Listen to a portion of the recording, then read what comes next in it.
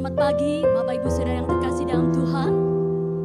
Kembali pagi hari ini saya dan saudara diberi kesempatan yang terbaik untuk memberikan yang terbaik bagi Tuhan. Pujian, pengagungan, penghormatan hanya bagi Tuhan. Dan pagi hari ini kita bersama-sama merayakan hari kebangkitan Tuhan Yesus. Kemenangan Yesus atas maut membuat kita yakin dan penuh kepastian akan jaminan hidup yang kekal. Sebelum ibadah dimulai, mari saudara yang terkasih bersama-sama kita satu dalam. Bapa, kami mengucap syukur dan terima kasih buat penyertaan perlindungan-Mu sepanjang malam hingga pagi hari ini Tuhan. Kalau kami ada sebagaimana kami ada, ini semua karena kebaikan Tuhan. Kami siap memberikan yang terbaik bagi-Mu Tuhan pagi hari ini. Pujian, penyembahan, pengagungan. Karena kami tahu Tuhan, hanya Engkau-lah yang layak ditinggikan dan disembah. Bahkan pagi hari ini Tuhan, kami memperingati kebangkitan-Mu Tuhan. Engkau telah menang atas maut. Kami percaya Tuhan, Engkau akan mengangkat kami lebih tinggi dalam kemuliaan. Di dalam nama Yesus, kami siap memberikan yang terbaik bagi-Mu. Haleluya. Amin.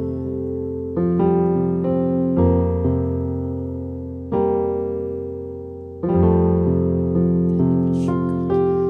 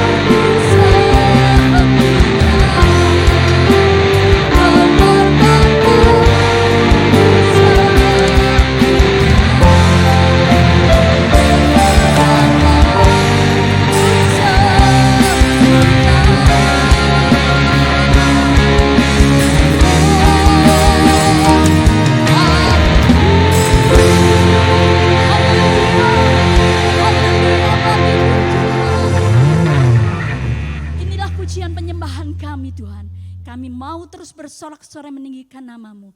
Di dalam nama Yesus, saudara yang diberkati Tuhan, bersama-sama kita katakan, Amin. amin. Allah kita sungguh luar biasa, amin. Mari kita bersyukur kepada Tuhan karena Dia Allah yang baik. Haleluya.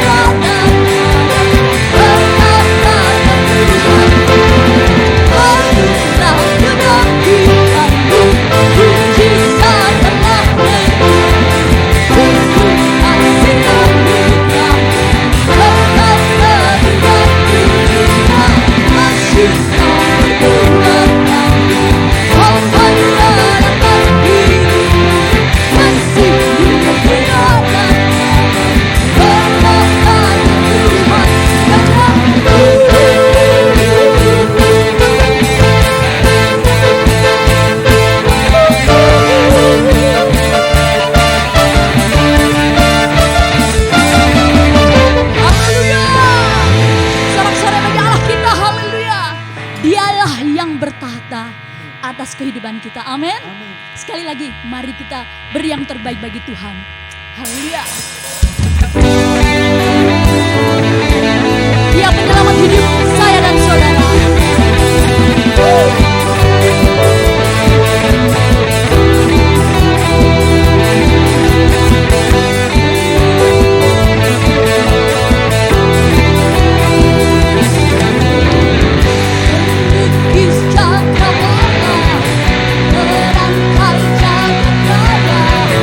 Penciptaan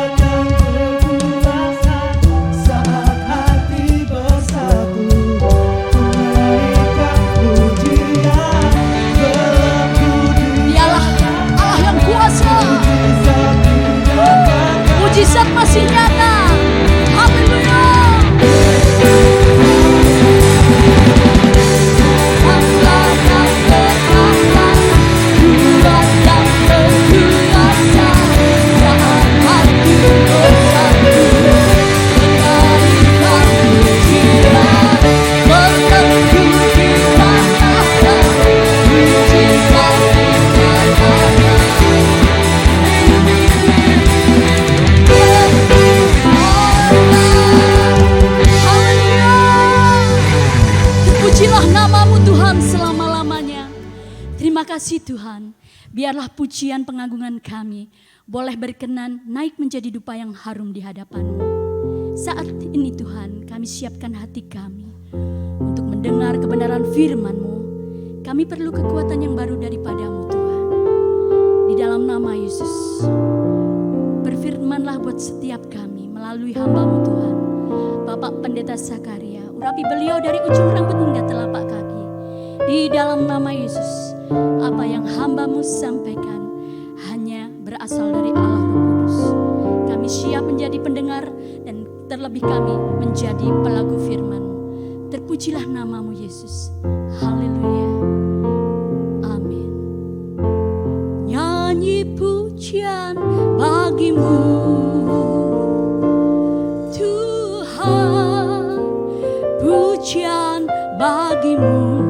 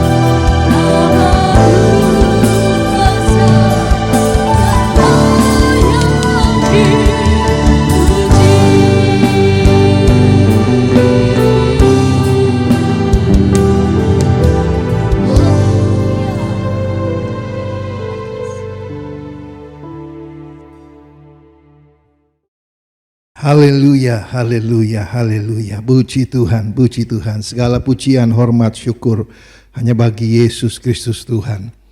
Piala pujian, penyembahan, hormat, saudara dan saya boleh naik menjadi dupa yang harum bagi Tuhan. Hari ini kembali kita ibadah online. Dan hari ini adalah hari yang spesial. Hari ini adalah hari kemenangan buat Bapak, Ibu, saudara dan kita semua umat Tuhan yang percaya di dalam nama Yesus. Karena hari ini adalah hari kebangkitan Yesus. Kita tahu kemarin kita sudah merayakan, memperingati kematian Tuhan Yesus Jumat Agung. Kita memperingati kematian Yesus yang kita percaya kematiannya tidak menjadi sia-sia. Sedikit mereview dari khotbah saya. Kematian Yesus memberi kesembuhan bagi kita semua. Karena di atas kayu salib Tuhan sudah tanggung semua dosa, kesalahan, sakit penyakit. Segala kemiskinan, segala kutuk Tuhan sudah tanggung di dalam nama Yesus Kristus.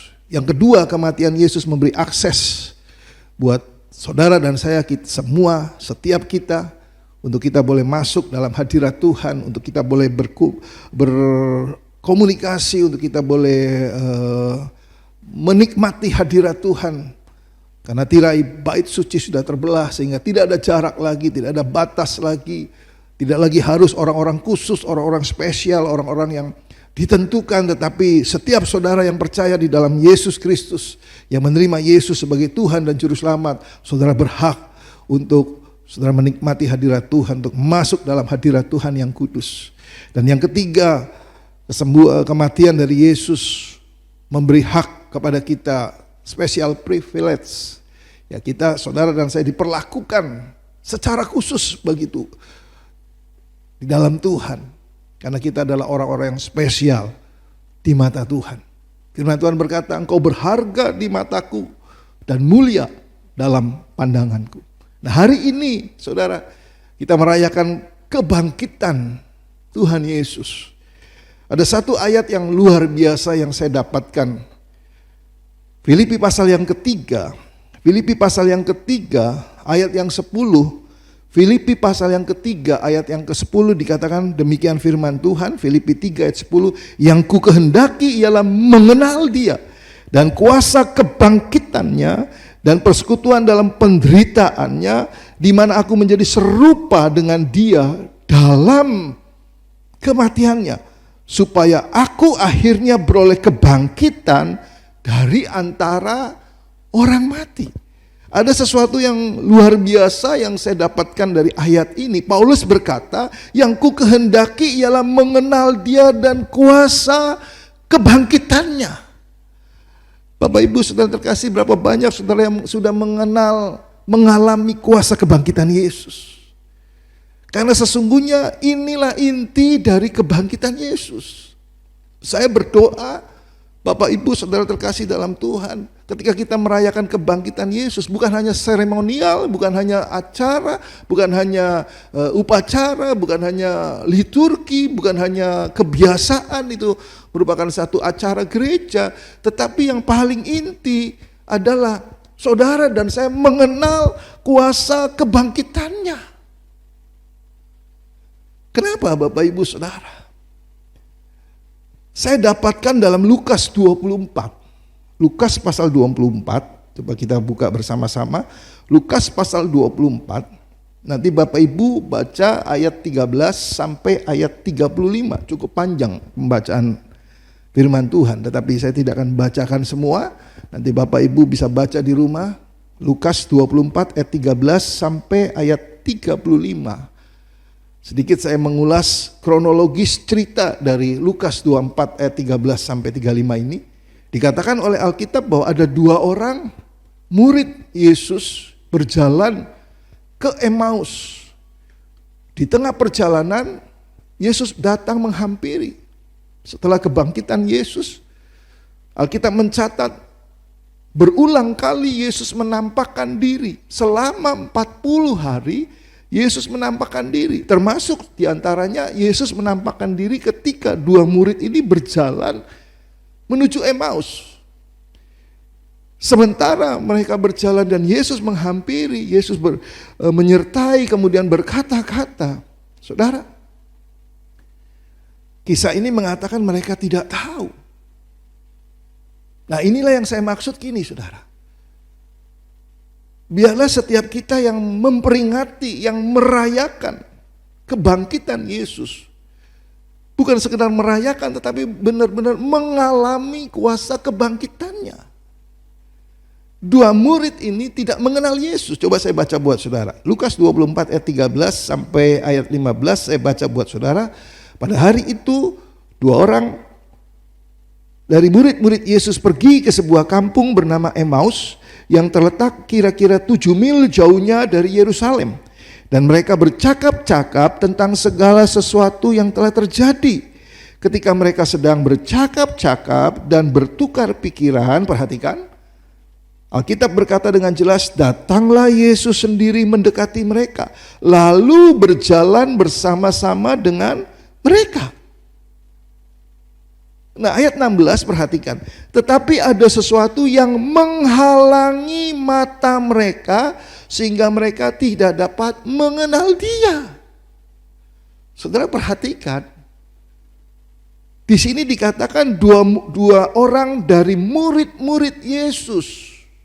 Artinya dua orang ini yang kita ketahui salah satunya bernama Kleopas, itu adalah dua orang dari sekian banyak murid Yesus. Dan saya percaya dua orang ini juga termasuk dari bilangan di mana ketika Yesus melakukan mujizat, di mana Yesus melakukan tanda-tanda ajaib, di mana Yesus melakukan kesembuhan, di mana Yesus melakukan perkara-perkara yang dahsyat. Saya percaya sedikit banyak dua orang murid ini pasti sudah tahu Yesus, pasti sudah melihat Yesus, pasti sudah mendengar apa yang dikatakan Yesus. Tetapi persoalannya adalah ketika Yesus mati dan kemudian bangkit, dan kemudian Yesus mendekati mereka, tidak hanya mendekati, dikatakan menyertai mereka sepanjang perjalanan, dan berkata-kata dengan mereka. Alkitab katakan mereka tidak tahu.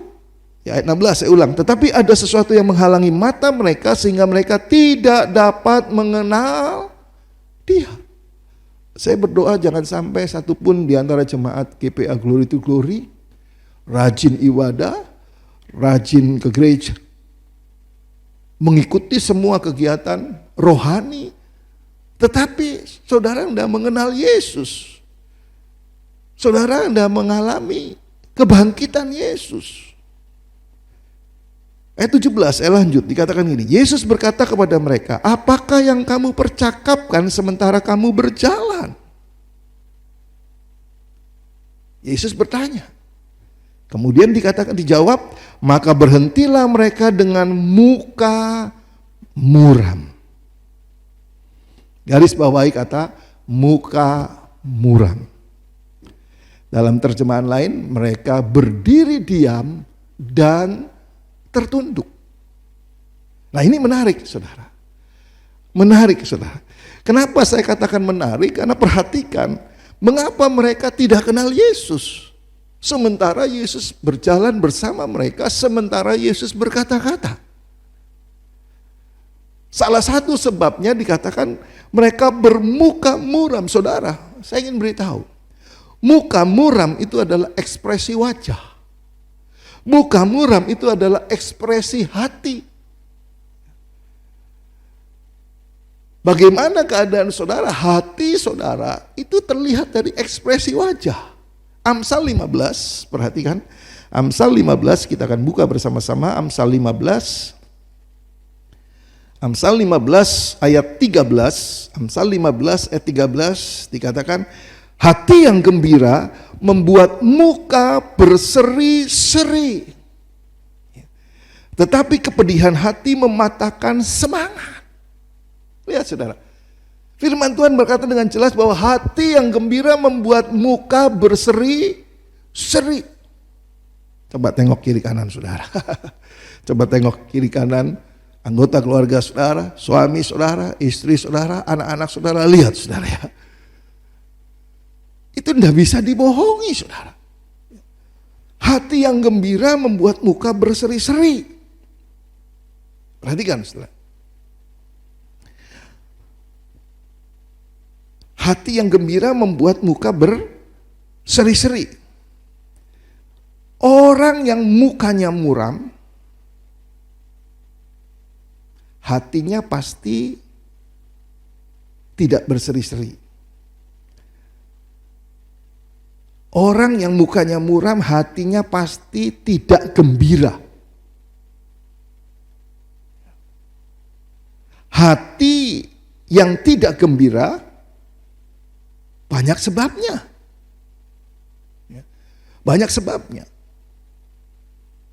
Mungkin karena masalah, mungkin karena sakit, mungkin karena penderitaan, mungkin karena putus harapan, putus asa.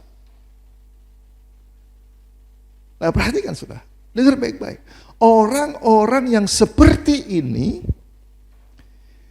tidak bisa melihat dengan jelas, tidak bisa melihat dengan baik.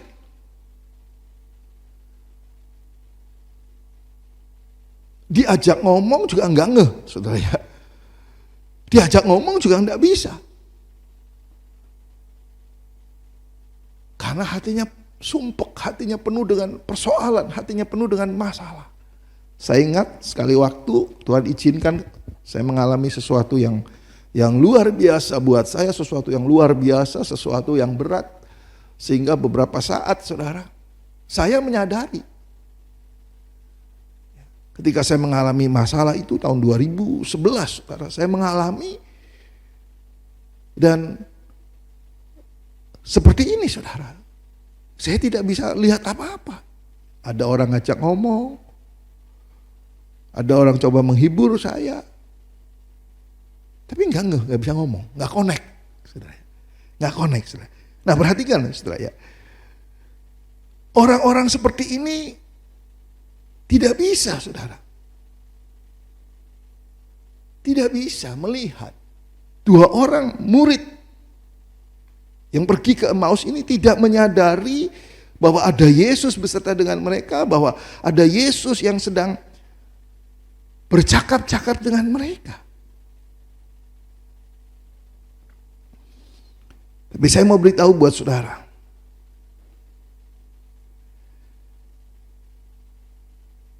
apapun yang sedang kita hadapi, alami hari ini, Yesus sudah menang, Yesus sudah bangkit. Roh Allah yang ada dalam diri kita lebih besar dari segala roh yang ada di luar. Allah melebihi hati kita. Kalau saudara tertekan, saudara merasa hati ini sudah penuh, sudah sumpek, saudara, dengar baik-baik. Allah saudara dan saya itu adalah Allah yang melebihi hati kita. Sehingga apa saudara? Sehingga itu menjadi satu jaminan bahwa kita tidak perlu kalah, kita tidak perlu down, kita tidak perlu putus asa. Kenapa? Karena Allah kita adalah Allah yang hidup, Allah yang sudah bangkit. He is risen. Dia Allah yang sudah bangkit. Dia Allah yang sudah mengalahkan maut. Dia yang sudah mengalahkan kuasa kematian, saudara. Nah, kalau saja maut dan kematian Yesus sudah kalahkan, terlebih lagi persoalan saudara dan saya. Terlebih apa yang sedang kita hadapi hari-hari ini. Sebab itu saudara, saya berdoa gini. Biarlah lewat ibadah online di mana kita merayakan kebangkitan Yesus, saudara benar-benar mengalami kuasa kebangkitannya. Bukan hanya sekedar seremonial. Bukan hanya sekedar lip service. Yesus sudah bangkit. Haleluya, puji Tuhan. Tapi yang paling penting adalah mengenal dan mengalami kuasa kebangkitannya. Seperti Paulus tadi berkata dalam Filipi pasal yang ketiga. Saya akan ulangi Filipi pasal yang ketiga. Ayat yang ke-10 dikatakan, yang kuhendaki ialah mengenal dia dan kuasa kebangkitan semuanya. Ini yang penting, saudara. Banyak saudara rindu mengalami kuasa kebangkitan. Saya berdoa lewat renungan firman ini, setiap kita mengalami kuasa kebangkitan. Karena Yesus sudah menang, sudah mengalahkan maut. Yesus sudah lebih dulu menang buat saudara dan saya. Sehingga Alkitab katakan kita lebih dari pemenang. Ada dua hal yang Paulus ajarkan kepada kita untuk mengalami kuasa kebangkitan. Kenapa saudara? Karena pribadi Paulus dulu bernama Saulus. Dia sungguh-sungguh mengalami kuasa kebangkitan yang luar biasa. Dari seorang yang penganiaya umat Tuhan. Sampai kemudian dia bertobat. Dan kemudian dia menjadi rasul terbesar sampai hari ini. Memberitakan Injil. Menjadi kesaksian. Membangun gereja. Bukan karena Paulus hebat, saudara. Tapi ada hal-hal yang harus dirubah dalam hidupnya. Kalau saudara masih ingat khotbah saya, awal-awal kita harus ibadah online. Maka saya katakan bahwa ini waktu kita untuk mereset ulang kehidupan kita. Ini kita harus merecover, memulihkan, menyembuhkan. Nah, saudara, saya akan bagi dua hal untuk kita mengalami kuasa kebangkitan. Yang pertama dikatakan dalam Kolose pasal yang ketiga, kita lihat sebentar. Kolose pasal yang ketiga, Kolose pasal yang ketiga, ayat yang pertama. Kolose 3 ayat yang pertama dikatakan, Kolose 3 ayat 1 dan 2 dikatakan, karena itu, kalau kamu dibangkitkan bersama dengan Kristus, carilah perkara-perkara yang di atas, di mana Kristus ada, duduk di sebelah kanan Allah. Pikirkanlah perkara yang di atas, bukan yang di bumi. Dua hal yang harus saudara dan saya kerjakan untuk kita mengalami kuasa kebangkitan. Yang pertama, set your heart. Tetapkan hatimu. Dalam Kolose ini dikatakan ini, carilah perkara yang di atas, di mana Kristus ada, duduk di sebelah kanan Allah. Carilah perkara yang di atas. Dalam Alkitab bahasa Inggris dikatakan set your heart. Tetapkan hatimu. Untuk kita mengalami kuasa kebangkitan Yesus, yang pertama yang harus kita reset dalam diri kita adalah tetapkan hatimu. Kenapa saudara? Karena hati itu berhubungan dengan Tuhan.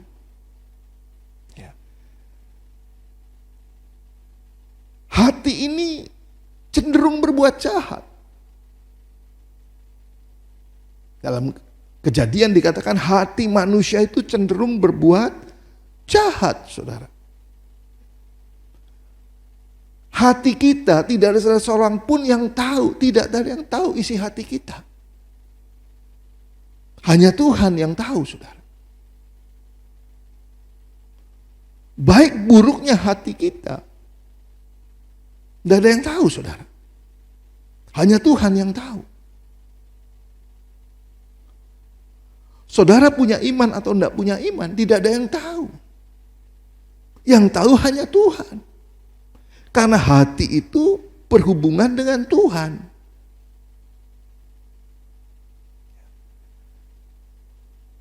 Coba kita lihat sebentar. Lukas 24, kembali ke kisah dua murid Emmaus. Dua murid yang berjalan ke Emmaus. Mereka tidak tahu bahwa Yesus berjalan bersama mereka, Yesus berkata-kata dengan mereka, mereka tidak tahu. Apa penyebabnya? Mari kita lihat. Lukas 24. Lukas 24, ayat yang ke-25, langsung saja. Lukas 24, ayat yang ke-25 dikatakan oleh firman Tuhan, lalu ia, huruf besar. Ini berarti Yesus. Lalu ia, Yesus berkata kepada mereka, kepada dua murid yang berjalan ke Emmaus, kepada Kleopas dan temannya. Dikatakan ini, lalu ia berkata kepada mereka, hai kamu orang bodoh, betapa lambannya hatimu. Perhatikan saudara, bicara hati. Hai kamu orang bodoh, betapa lambannya hatimu sehingga kamu tidak percaya segala sesuatu yang telah dikatakan para nabi. Hal pertama yang Yesus tegur dari Emmaus dan temannya adalah betapa lambannya hatimu. Tadi saya sudah katakan bahwa hati itu berhubungan dengan Tuhan. Dalam terjemahan lain ini bicara tentang keraguan. Ragu-ragu, keraguan. Ayat 26 lanjut. Bukankah Mesias harus menderita semuanya itu untuk masuk dalam kemuliaannya? Ya. Coba ulang, saya ulang. Ayat 25 dikatakan ini. Lalu ia berkata kepada mereka, hai kamu orang bodoh, betapa lambannya hatimu sehingga kamu tidak percaya segala sesuatu yang telah dikatakan para nabi. Sudah dikatakan oleh para nabi bagaimana nanti Yesus menderita dan harus mati, kemudian bangkit pada hari yang ketiga. Dan ketika itu terjadi, mereka tidak kenal. Penyebabnya adalah apa, saudara? Karena hati. Makanya hari ini saya mau beritahu buat saudara. Set your heart. Tetapkan hatimu. Jangan ada keraguan sedikit pun. Kalau engkau mau mengalami kuasa kebangkitan Yesus, maka tetapkan hatimu, jangan ada keraguan sedetik pun. Jangan ada keraguan sedikit pun.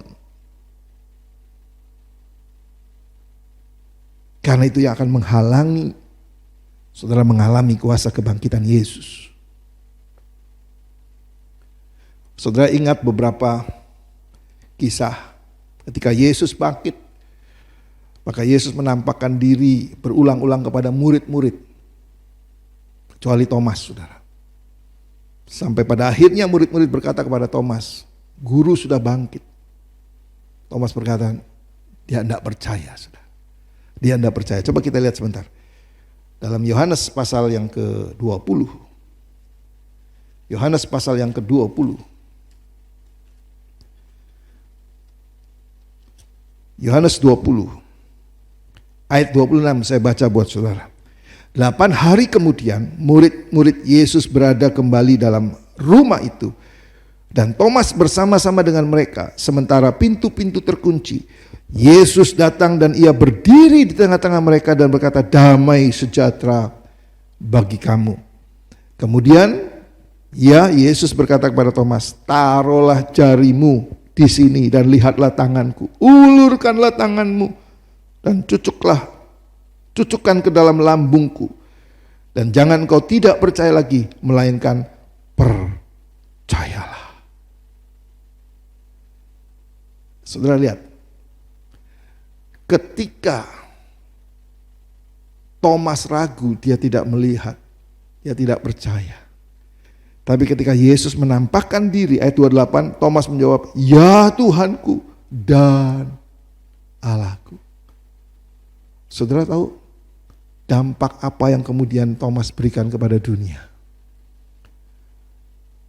Setelah dia mengalami kuasa kebangkitan Yesus, dia menjadi penginjil yang luar biasa, yang memberitakan Injil, kabar baik keselamatan ke seluruh dunia. Ada satu kisah lagi tentang Petrus, saudara. Saudara dibuka di rumah Matius 14 ayat 31. Pada waktu murid-murid berlayar, badai topan datang, sementara Yesus naik ke bukit berdoa. Badai itu begitu besar sehingga mereka terguncang. Mereka ketakutan. Yesus menghampiri. Murid-murid tahu dan mereka lihat, siapakah engkau Tuhan? Tuhan bilang, aku. Kalau memang engkau berjalan. Saudara. Perhatikan, kalau saudara baca dengan cermat, saudara akan temukan ketika Petrus fokus memandang Yesus, maka dia berjalan di atas air. Bisa, saudara. Tapi ketika dirasakan tiupan angin dan mulai goyah, mulai ragu, Alkitab mencatat Petrus jatuh. Petrus mau tenggelam. Saudara, saya berdoa dalam hidup ini, dalam pengiringan saudara kepada Tuhan Yesus, jangan pernah ada keraguan sedikit pun. Karena kuasa Tuhan tidak berubah dulu, sekarang, sampai selama-lamanya. Yakobus pasal yang pertama dikatakan gini, ayat yang ke-6 dan 8. Orang yang mendua hatinya tidak mendapat apa-apa. Saya berdoa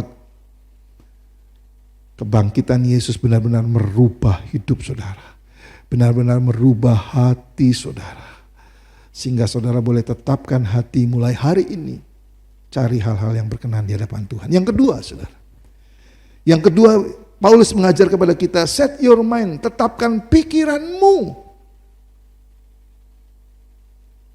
Filipi pasal yang ketiga. Filipi pasal yang ketiga. Ayat yang ke-19. Filipi pasal yang ketiga ayat 19. Demikian firman Tuhan.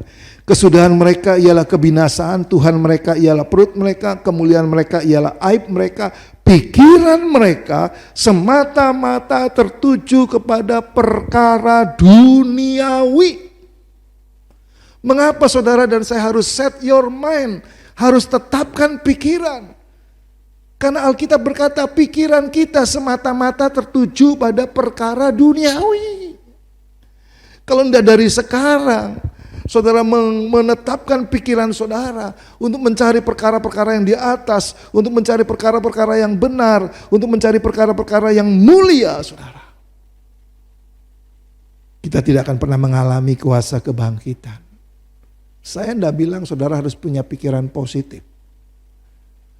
Tapi saya mau bilang buat saudara bahwa saudara harus punya pikiran yang benar. Karena pikiran yang benar itu datangnya dari firman Tuhan. Filipi 4 ayat yang ke-8.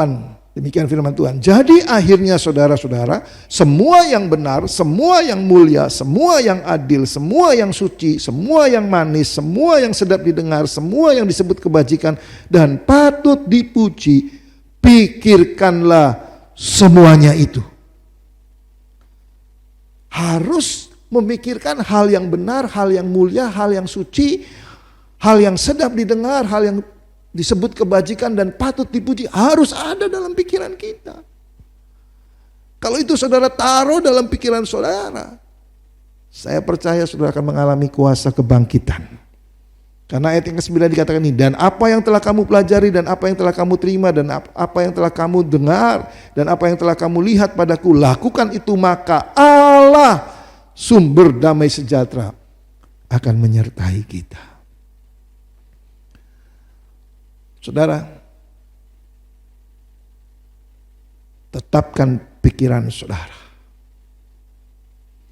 Lukas 24, kembali ke Lukas 24.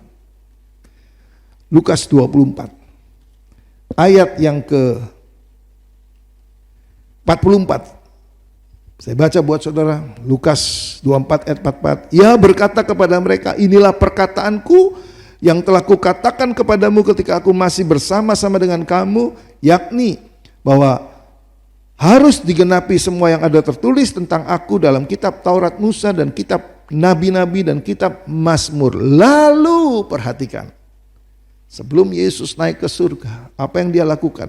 Lalu ia membuka pikiran mereka sehingga mereka mengerti kitab suci. Hari-hari ini mari periksa. Mari periksa pikiran kita. Apa yang ada dalam pikiran saudara dan saya? Mari kita periksa. Karena kalau saudara dari sekarang tidak set your mind, tidak tetapkan pikiran saudara, hati-hati. pikiran kita akan dipenuhi dan pasti dipenuhi dengan perkara-perkara duniawi. Bukan hanya itu, saudara. 2 Korintus, saya baca lagi buat saudara. 2 Korintus pasal yang ke-3. 2 Korintus pasal yang ke-3. 2 Korintus pasal yang ke-3 ayat 14.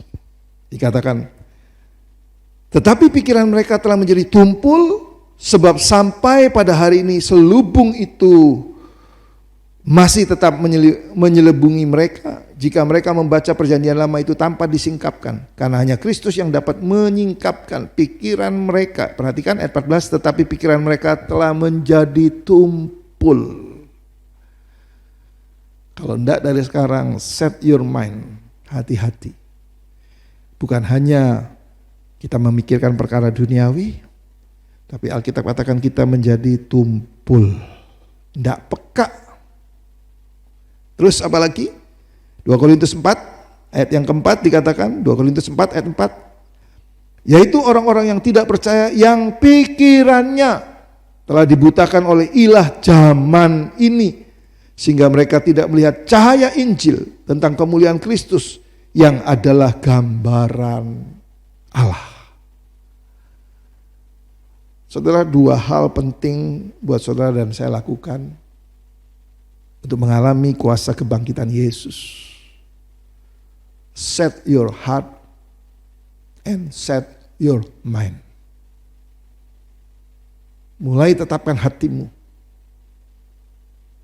dan mulai tetapkan pikiranmu. Kalau engkau selaras dengan kehendak dan rencana Tuhan, engkau akan mengalami kuasa kebangkitan. Tapi kalau hidupmu hanya penuh dengan duniawi, tidak akan pernah mengalami kebangkitan. Sebab itu saudara, biar renungan ini memberkati kita. Biar kebangkitan Yesus yang hari ini kita rayakan benar-benar menjadi berkat buat saudara dan saya. Benar-benar mengubah kehidupan kita semua. Sehingga kita semakin serupa dengan Kristus. Kita boleh layak menjadi mempelainya Kristus. Dan pada saatnya nanti, kemuliaan Tuhan akan dicurahkan. Kemuliaan Tuhan akan dinyatakan. Saudara dan saya ada bersama-sama dengan Yesus Kristus Tuhan. Mari kita berdoa. Bapa di surga, terima kasih buat kebenaran firman yang boleh kami terima. Terima kasih kami boleh beribadah sekalipun ibadah kami di rumah-rumah. Tapi kami percaya Tuhan hadir di tengah-tengah kami. Tuhan ada beserta dengan kami. Dan Tuhan curahkan kuasa kebangkitan-Mu. Sehingga setiap kami yang mendengar firman Tuhan, setiap kami yang melihat ibadah online ini diubahkan menjadi manusia-manusia baru, menjadi manusia-manusia roh, menjadi manusia-manusia yang berkenan di hadapan Tuhan. Di dalam nama Yesus kami terima dan kami mengucap syukur untuk kuasa kebangkitan-Mu, mengubah kami, menjadikan kami semakin hari semakin baik, bertambah baik dan menjadi sangat baik. Sebab kami punya Allah yang baik di dalam Yesus Kristus Tuhan. Terpuji nama-Mu, di dalam nama Yesus kami berdoa. Haleluya. Amin. Ya, puji Tuhan. Kita akan akhiri ibadah kita. Sebelumnya saya ingin sampaikan beberapa pengumuman. Tetap semangat, tetap bersukacita. Amin. Tetap percaya badai pasti berlalu. Amin. Bapak Ibu, untuk ibadah minggu depan tunggu pemberitahuan. Kita berdoa supaya secepatnya kembali boleh beribadah bersama-sama di gereja. Karena itu saya undang Bapak Ibu yang masih di rumah, yang ada di rumah, mari bangkit berdiri. Kita akan akhiri dan kita akan naikkan pujian bagi Tuhan kita.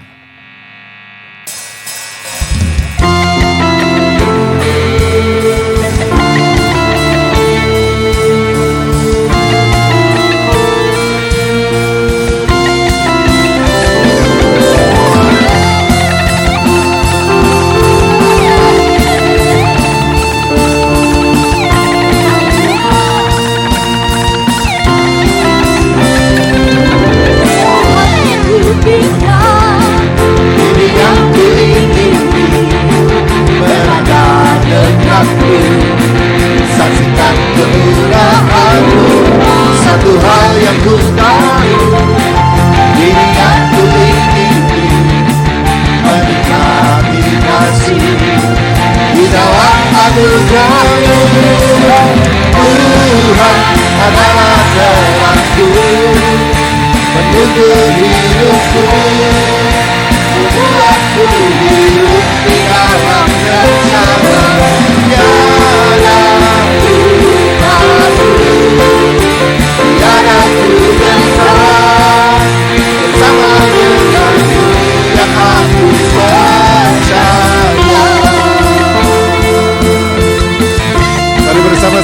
naikkan pujian ini.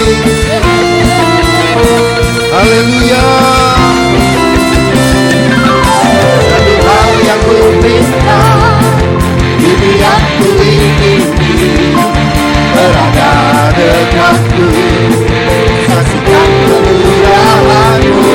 Satu hal yang ku tahu, ini yang ku ingini, menikmati kasih di dalam anugerah-Mu. Tuhan adalah terangku, petunjuk hidupku, di dalam rencana-Mu. Tiada ku tahu, tiada ku dekat, bersama denganmu yang aku percaya. Tuhan adalah terangku, petunjuk hidupku, kau buatku hidup di dalam rencana-Mu. Tiada aku, tiada ku dekat, bersama denganmu yang aku percaya.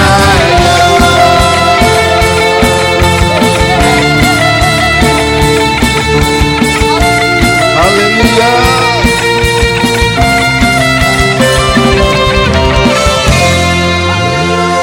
Haleluya. Hanya Engkau saja yang kami percaya dalam hidup ini Tuhan. Amin. Dan hanya dekat Allah saja kami tenang. Amin. Sebab daripadamu-lah keselamatan kami. Amin. Kami bersyukur buat ibadah online yang boleh kami kerjakan. Biarlah ini menjadi berkat bagi setiap jemaat umat-Mu yang mendengar, yang melihat ibadah online ini. Kami percaya berkat Tuhan mengalir atas hidup mereka semua. Amin. Kami angkat kedua tangan kami dan kami terima berkat yang datang dari tempat maha tinggi. Diberkati kami pada waktu masuk, diberkati kami pada waktu keluar. Amin. Diberkati rumah tangga kami, kehidupan nikah kami, orang tua, anak-anak kami diberkati dalam usaha pekerjaan, bisnis, studi, Amin. kuliah, diberkati jodoh. Tuhan sudah berikan yang terbaik. Di dalam nama Bapa, Putra, dan Roh Kudus, di dalam nama Yesus Kristus kami berdoa. Haleluya. Amin. Amin.